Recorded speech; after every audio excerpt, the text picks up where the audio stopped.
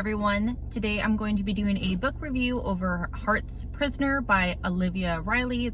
This is the first book of hers I have read, and I will say that I am very pleased with how it is. This is an alien romance, so if this isn't something or a genre that you're interested in or that you're not curious about, you could probably just skip this video and go watch another one or wait for another one of my videos to be released. So in this one, Lana is a linguistic expert.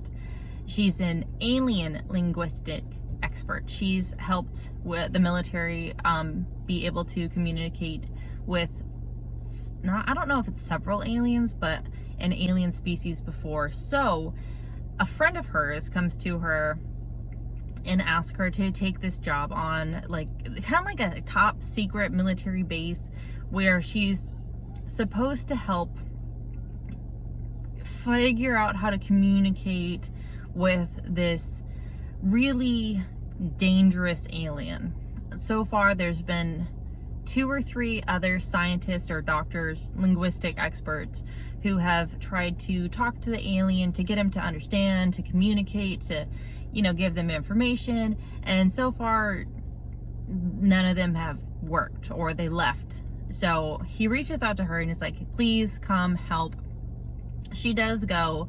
So there's several different kind of aliens in this facility. What happened is the military went to this planet and they started capturing all these different kind of like alien life forms. Some of them look like velociraptors is kind of how they're described. Another one looks like this really creepy spider thing that's like kills people. Like it pretends to be sleeping or passed out, and it'll eat people slowly. I mean, that one sounds super scary, but I'm also kind of like, I don't really like spiders, so that's like extra terrifying to me. And there's like giant elephant, like water elephants. So they go through and they kind of talk about different aliens, and none of these she interacts with.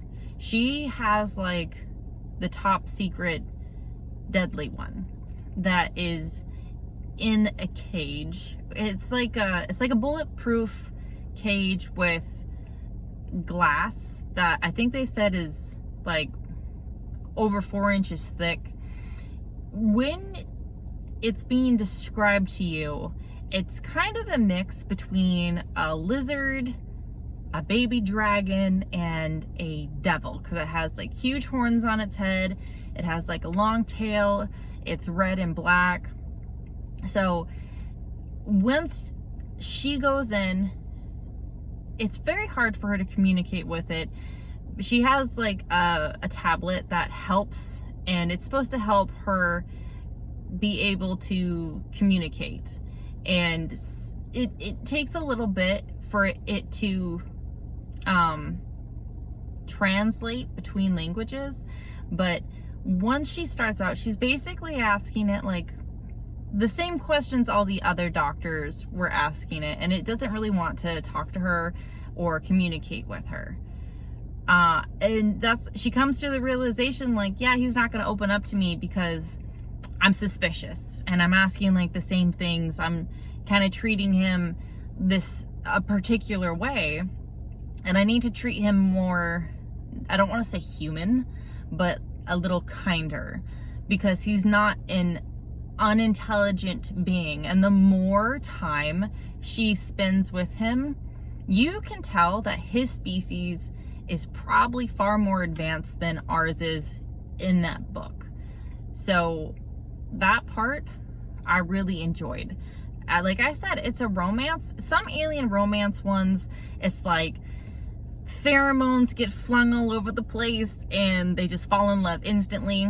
And that's not the case with this one. This one is more of them not working together because he's a prisoner, but very slowly just trying to being able to communicate with each other and somewhat understand each other.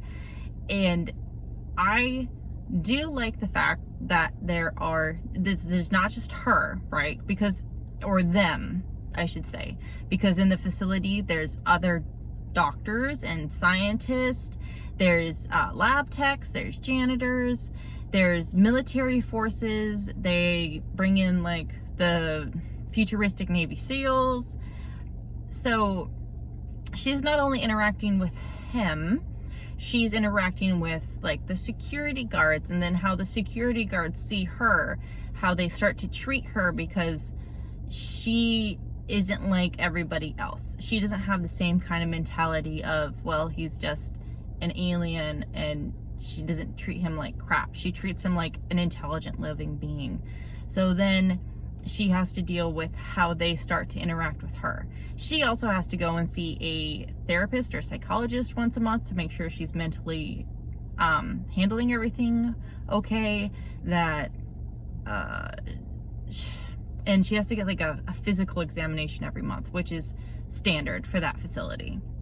So as she's trying to deal with him and trying to get to what he was doing on the planet, why he was killing everyone, she finds out that he has a mission, and his mission is to destroy something, and all he tells her is like, it's all around us, or it's all around you.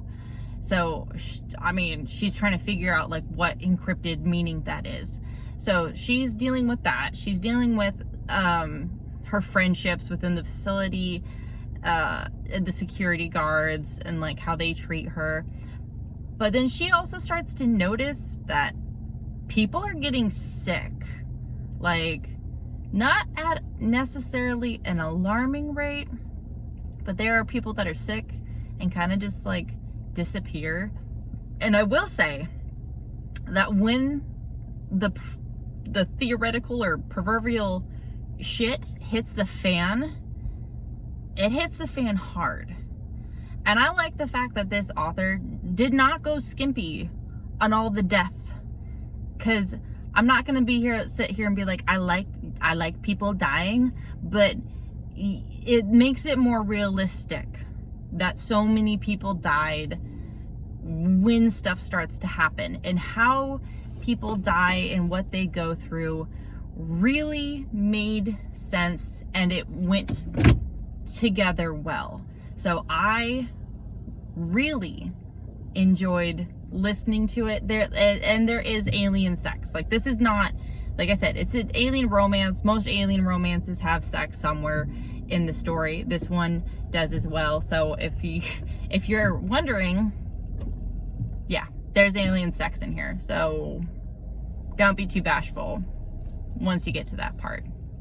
Would I recommend this book?